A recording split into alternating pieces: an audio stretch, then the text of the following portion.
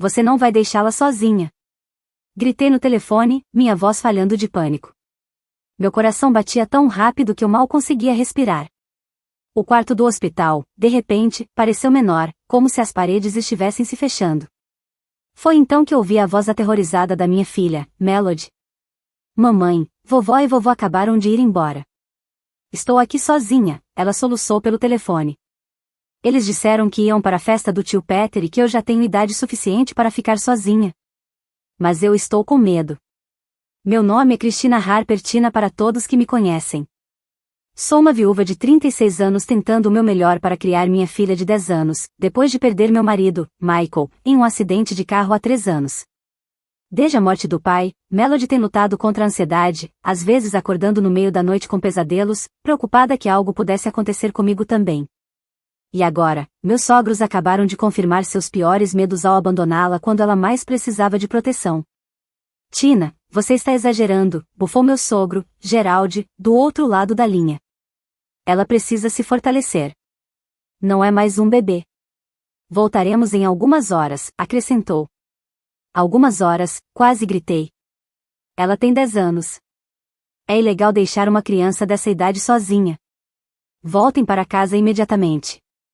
Já estamos na metade do caminho para a casa do Peter, minha sogra, Bárbara, interrompeu.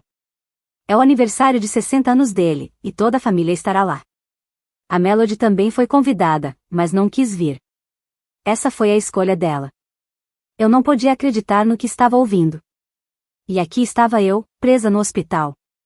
Após uma cirurgia de emergência na vesícula biliar, eu estava presa no hospital, incapaz de sair. E eles simplesmente abandonaram minha filha, sua única neta, porque uma festa era mais importante. Vou ligar para minha vizinha Janete agora mesmo para ver a Melody, disse eu, com a voz tremendo de raiva. E quando eu sair daqui amanhã, vocês nunca mais terão acesso à minha filha sem supervisão. Tina, você está sendo dramática como sempre, disse Bárbara com desprezo. Michael teria entendido. Você é quem está deixando ela mole. Usar meu falecido marido contra mim foi a gota d'água. Essa conversa acabou. Fiquei longe da minha casa. Desliguei o telefone e imediatamente liguei para Janete, que morava do outro lado da rua. Graças a Deus, ela atendeu de imediato e prometeu ir ver Melody na mesma hora. Enquanto desligava, tremendo de raiva e medo, senti que isso era apenas o começo. Algo dentro de mim dizia que havia algo terrivelmente errado. E não era por causa da cirurgia, mas sim por essa traição profunda das pessoas que deveriam ajudar a proteger o que mais importa para mim. Os pais de Michael sempre interferiram na minha forma de criar Melody, mas dessa vez eles cruzaram uma linha imperdoável. Cresci sem uma orientação consistente e prometi a mim mesma que minha família seria diferente. Michael e eu nos conhecemos na faculdade.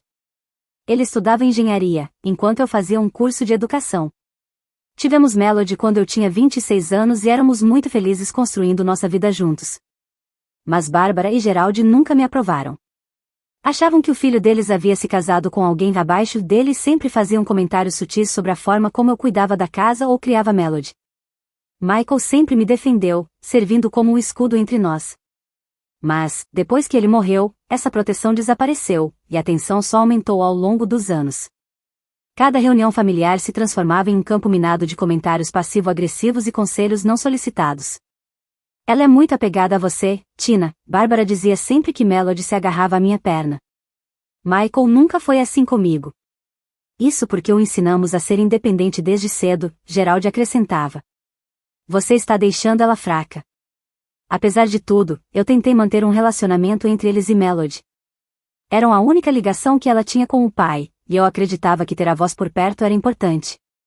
Por isso, engoli meu orgulho, aceitei as críticas e mantive a paz, pelo bem de Melody. Há 3 dias, acordei com uma dor abdominal insuportável. Corri para o pronto-socorro e, depois de alguns exames, os médicos diagnosticaram colite aguda. Minha vesícula biliar precisava ser removida imediatamente. Entrei em pânico por causa de Melody. Liguei para todos que conhecia, mas meus amigos mais próximos estavam fora da cidade. Janete só poderia ajudar por um tempo limitado, por causa do trabalho. Desesperada, liguei para Bárbara e Gerald. Eles concordaram em ficar na nossa casa durante os 3 dias em que eu ficaria internada, aparentemente felizes em ajudar. Senti um grande alívio ao entrar para a cirurgia, acreditando que Melody estaria bem cuidada. Até me senti culpada por todos os anos em que mantive distância deles. Veja, Tina, a família é o que importa em momentos de crise, Bárbara disse enquanto fazia as malas para minha estadia no hospital. Podemos ter nossas diferenças, mas estamos aqui quando realmente importa. Eu acreditei nela. Confiei a eles a pessoa mais preciosa do meu mundo. Ontem, liguei para saber como estava tudo, e parecia que estava tudo bem. Melody parecia um pouco quieta, mas presumi que era só saudade de mim. Não havia nenhum sinal de que, hoje, eles decidiriam que minha filha azul a própria neta era um incômodo que poderia ser abandonado por causa de uma festa. Enquanto esperava Janete retornar minha ligação, percebi que isso não tinha sido apenas um erro de julgamento. Esse era o verdadeiro caráter deles, e eu estive cega para o perigo todo esse tempo. Janete me ligou de volta 10 minutos depois. Estou com a Melody agora, garantiu. Ela está chateada, mas bem. Trouxe ela para minha casa, e agora ela está comendo biscoitos com meu filho. Posso ficar com ela até você receber alta amanhã. O alívio tomou conta do meu corpo. Janete, eu nem sei como te agradecer. Não me agradeça, disse ela firmemente. O que eles fizeram foi abandono de criança, Tina. Você precisa denunciar isso. Eu hesitei. Mas eles são os avós dela, os pais do Michael. E eles deixaram uma menina de 10 anos sozinha em casa para ir a uma festa, a voz de Janete endureceu. Você acabou de passar por uma cirurgia de emergência. E se tivesse tido complicações? E se você não pudesse voltar para casa amanhã? Ela estava certa. A realidade do que poderia ter acontecido me atingiu como um soco no estômago. E se houvesse um incêndio? E se Melody tivesse se machucado? E se alguém tivesse invadido a casa? Respirei fundo e tomei uma decisão difícil. Peguei meu telefone e, ainda da cama do hospital, fiz uma ligação para os serviços de proteção à criança. A voz da assistente social era gentil. A assistente social manteve um tom gentil, mas sério, enquanto anotava minha declaração. Isso não é apenas um desentendimento familiar, explicou. É um caso claro de perigo infantil. Precisamos investigar e documentar esse incidente. Abandonar uma criança dessa idade é considerado negligência pela lei estadual. Quando desliguei, meu telefone tocou imediatamente de novo. Era Gerald. O que diabos, Tina? Acabamos de receber uma ligação de uma agência governamental dizendo que precisam nos entrevistar sobre a Melody. O que você disse a eles? A verdade, respondi, minha voz surpreendentemente firme. Que vocês abandonaram minha filha para ir a uma festa enquanto eu estava no hospital. Era uma reunião de família, não uma festa selvagem. E ela estava perfeitamente segura. Ela estava apavorada, Gerald. Ela tem ansiedade desde que o pai dela, seu filho, morreu. E vocês simplesmente a deixaram sozinha. Isso é ridículo, ele gritou. Somos os avós dela, temos direitos. Algo dentro de mim se quebrou. Direitos? Você acha que deixar uma criança sozinha te dá direitos? Você tem responsabilidades, Gerald. E você abandonou todas elas, assim como abandonou a Melody. Bárbara está chorando por causa do que você fez, ele disse, tentando me fazer sentir culpada. Depois de tudo que fizemos por você. Fez o quê, exatamente? Me criticar e me minar desde que o Michael morreu? Minha voz tremia agora, mas era de raiva, não mais de medo. Diga a Bárbara que sinto muito se ela está chateada, mas minha prioridade é a minha filha, que vocês traumatizaram. Amanhã estarei de volta em casa, e não quero nenhum de vocês lá. Você não pode nos impedir de ver a Melody. Trovejou. Olhe para mim, respondi, e desliguei. Naquela noite, meu quarto de hospital parecia frio e vazio. Fiquei olhando para o teto, me perguntando se eu tinha exagerado. Mas, toda vez que fechava os olhos, ouvia a voz assustada de Melody. Mamãe, eu estou aqui sozinha. Não, eu não tinha exagerado. Se alguma coisa, eu tinha sido tolerante demais por muito tempo. Na manhã seguinte, o hospital me deu alta. Janete foi me buscar e, enquanto dirigíamos para casa, me contou sobre a noite de Melody. Ela teve dificuldades para dormir, disse calmamente.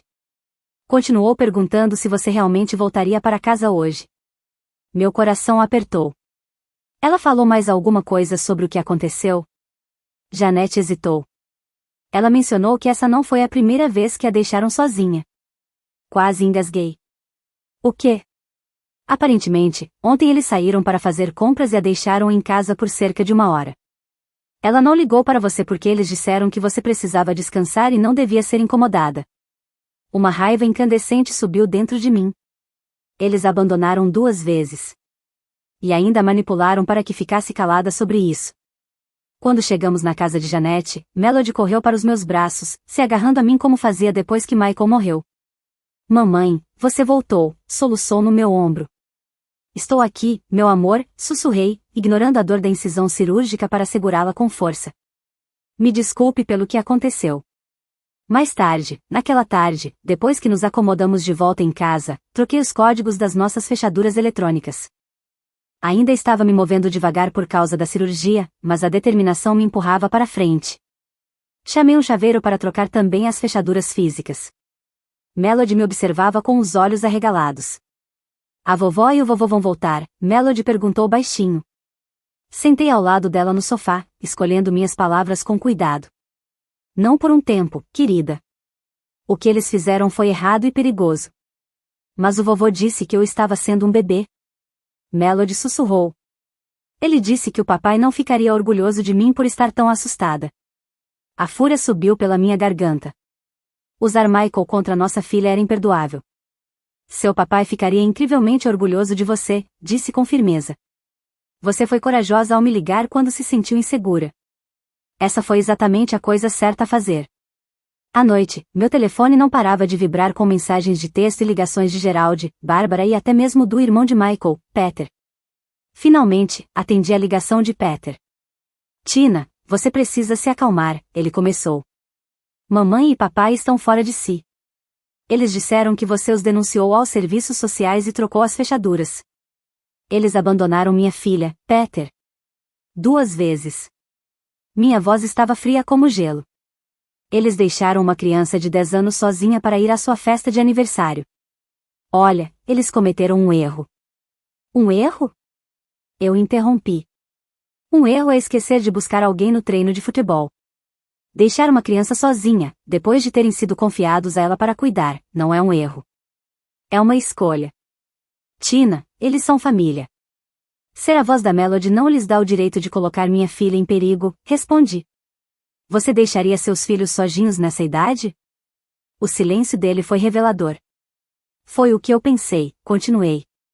Registrei um boletim de ocorrência e, sim, troquei as fechaduras. Eles não são mais bem-vindos. Eles não seriam bem-vindos na minha casa até que reconhecessem o que fizeram e tomassem medidas para reconquistar minha confiança. Depois de desligar, encontrei 3 mensagens de voz de Bárbara. Cada uma ficava progressivamente mais hostil. A primeira. Tina, isso é um absurdo.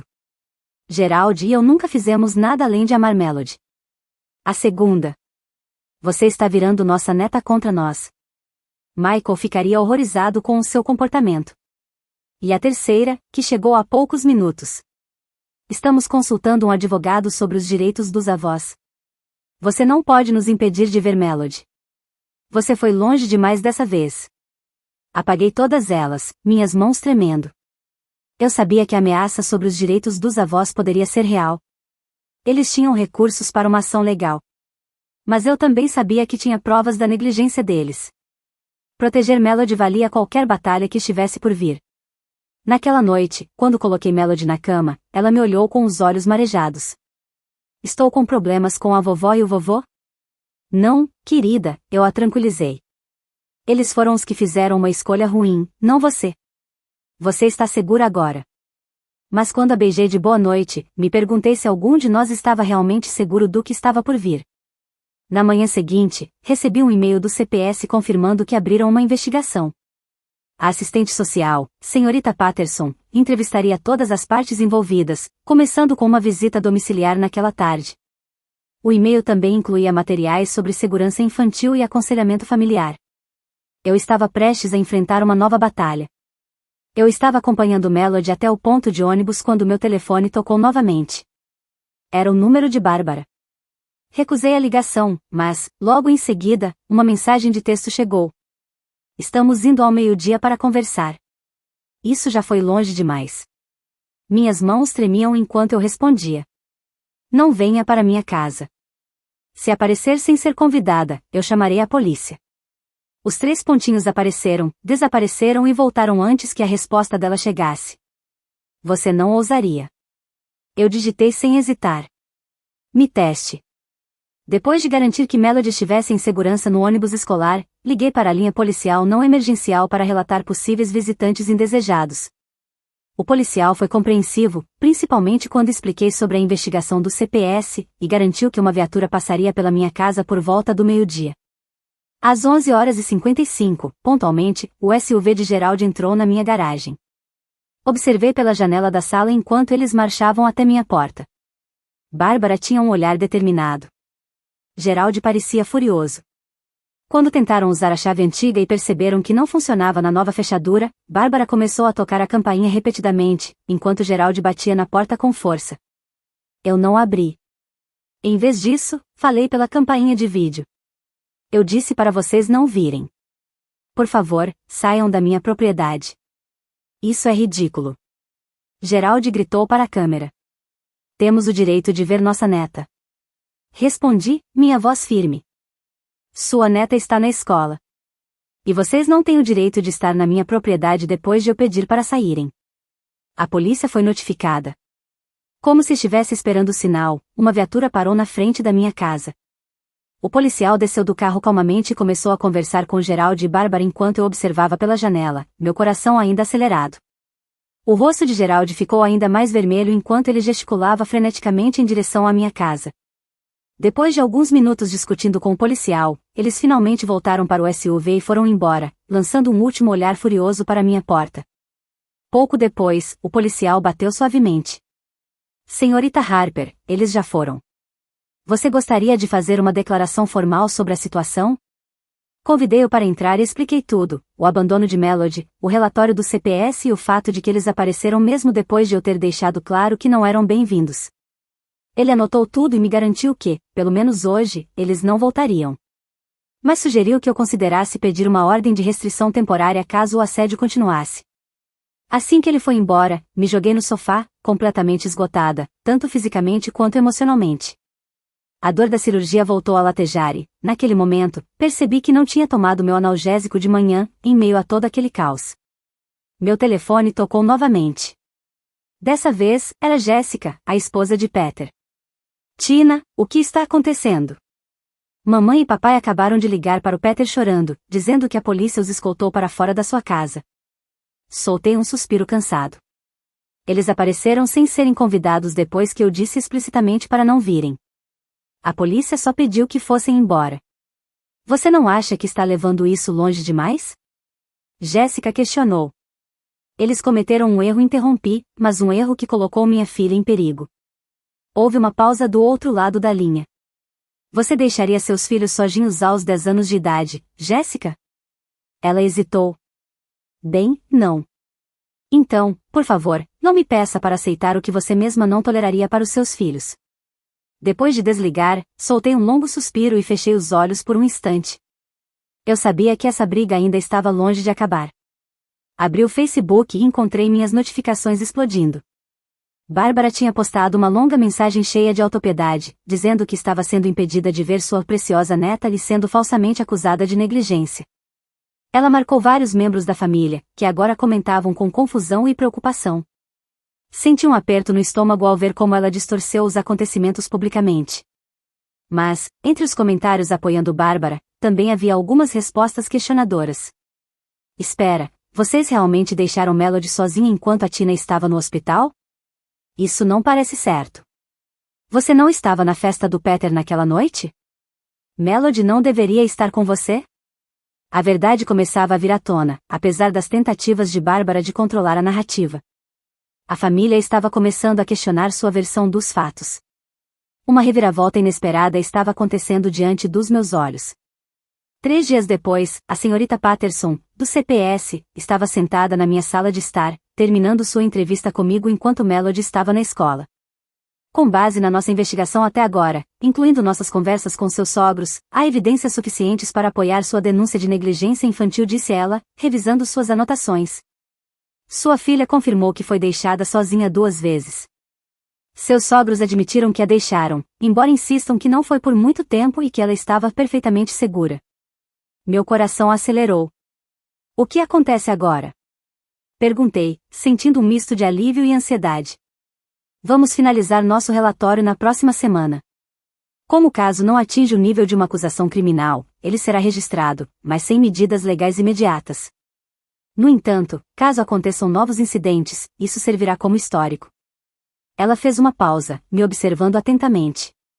Você já considerou aconselhamento familiar? Perguntou a senhorita Patterson.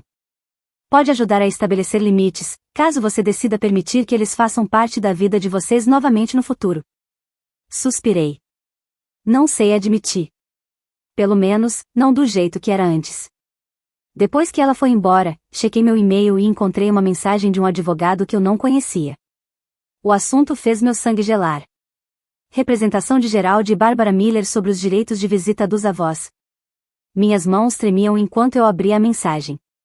A carta era formal, mas direta. Gerald e Barbara haviam contratado um advogado para buscar direitos legais de visita com Melody.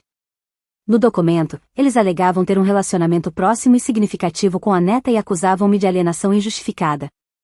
Sem justa causa. Minha cicatriz cirúrgica ainda latejava sempre que eu me movia rápido demais, um lembrete constante de que meu sogro escolheu uma festa em vez da segurança da minha filha. Sem perder tempo, encaminhei o e-mail para minha amiga Elaine, que era advogada, pedindo sua opinião. Ela me ligou em poucos minutos. Primeiro, não entre em pânico, disse ela com firmeza. Segundo, eles estão exagerando. Casos de direitos dos avós são notoriamente difíceis de ganhar, especialmente com uma investigação ativa do CPS constatando negligência. Se for necessário, eu ficarei feliz em te representar. Obrigada, respondi, sentindo minha voz embargar. Eu só não entendo como eles distorceram tudo assim. Eles estão se fazendo de vítimas. Pessoas que não conseguem assumir responsabilidade muitas vezes invertem a narrativa, explicou Elaine. Mas os fatos estão do seu lado, Tina. Naquela noite, enquanto Melody e eu estávamos jantando quando a campainha tocou. Chequei o feed de vídeo e vi Peter parado na porta, sozinho, com uma expressão desconfortável. Hesitei por um momento, depois abri a porta. Podemos conversar? Ele perguntou em um tom baixo. Deixei que ele entrasse, mantendo Melody ao alcance da minha vista na sala de jantar. Conversei com a irmã de Jessica e ele começou, sentado rigidamente na beirada do sofá. Ela é psicóloga infantil. Ela disse que o que mamãe e papai fizeram foi totalmente inapropriado e pode ter sido traumático para Melody. Ele passou a mão pelo cabelo, claramente angustiado. Eu não queria acreditar que eles fariam algo tão irresponsável. Nem eu, respondi suavemente. Por isso confiei neles para cuidar dela. Peter me olhou com verdadeira preocupação. Eu não fazia ideia de que Melody estava sozinha quando eles foram para minha festa. Eles disseram a todos que você tinha providenciado outra pessoa para cuidar dela e que, por isso, ela não estava com eles. Essa revelação me pegou de surpresa. Eles mentiram para toda a família. Murmurei, sentindo um nó no estômago. Eu temo que sim, ele confirmou, lançando um olhar para Melody, que nos observava cautelosamente da sala de jantar. Ele respirou fundo antes de perguntar. Posso falar com ela? Gostaria de me desculpar por não ter verificado isso eu mesmo. Assenti e observei enquanto ele se aproximava de Melody. Peter conversou gentilmente com ela por alguns minutos, e aos poucos, ela começou a relaxar. Antes de sair, ele se virou para mim mais uma vez. Eu disse à mamãe e ao papai para pararem com essas ameaças legais. Jessica e eu não vamos apoiá-lo se continuarem assim. Sua expressão era séria. Michael não teria tolerado isso. E nem eu. Quando fechei a porta atrás dele, senti uma leveza inesperada. A aliança familiar que eu temia parecia estar se desfazendo, não por causa das minhas ações, mas porque a verdade finalmente estava vindo à tona. Naquela noite, recebi uma mensagem de Bárbara. Precisamos conversar. Sem advogados. Pelo visto, a próxima fase desse conflito estava prestes a começar. Mas, pela primeira vez, senti que não estava lutando sozinha. Uma semana depois, eu estava sentada na minha sala de estar, de frente para Gerald e Bárbara. Elaine, minha amiga advogada, estava ao meu lado. O advogado deles, um homem de aparência severa chamado Sr. Bradshaw, estava sentado ao lado deles. Sobre a mesa de centro, havia um acordo formal que levou dias para ser negociado. Bárbara não falou diretamente comigo desde que entrou em minha casa. Seus olhos estavam vermelhos, mas ainda desafiadores. Gerald, por outro lado, parecia envelhecido. A confiança que sempre o caracterizou parecia ter desaparecido. Elaine quebrou o silêncio com um tom profissional. Vamos revisar os termos uma última vez. Ela olhou para os Millers antes de continuar. Gerald e Bárbara reconhecem que erraram ao deixar Melody sozinha. Eles concordam em completar 6 sessões de um programa de educação para avós e 3 sessões de terapia familiar antes de retomarem as visitas sem supervisão. O Sr. Bradshaw assentiu rigidamente. Elaine prosseguiu. Em contrapartida, a senhorita Harper concorda em retirar a reclamação do CPS e permitir visitas supervisionadas nesse meio tempo, começando com 2 horas, 2 vezes por mês, em locais neutros. Confirmei com a cabeça e olhei diretamente para meus sogros. Isso não é sobre punição, disse com firmeza. É sobre a segurança de Melody e garantir que nada assim aconteça de novo. Gerald pigarreou antes de falar. Ainda achamos que isso foi exagerado, mas vamos assinar. Eles pegaram as canetas e rabiscavam suas assinaturas no documento. Eu não senti triunfo ou satisfação. Apenas alívio por saber que a batalha estava chegando ao fim e uma esperança de que, talvez, a cura pudesse começar. Depois que eles foram embora, encontrei Melody sentada em sua cama, segurando a foto de Michael que sempre mantinha em sua mesa de cabeceira. A vovó e o vovô estão bravos comigo? Ela perguntou baixinho. Sentei ao lado dela e a envolvi com um abraço. Eles nunca ficaram realmente bravos com você, querida. Eles estão tristes com tudo o que aconteceu, mas vamos trabalhar juntos para melhorar as coisas. Eu vou vê-los de novo. Sim, garantia ela.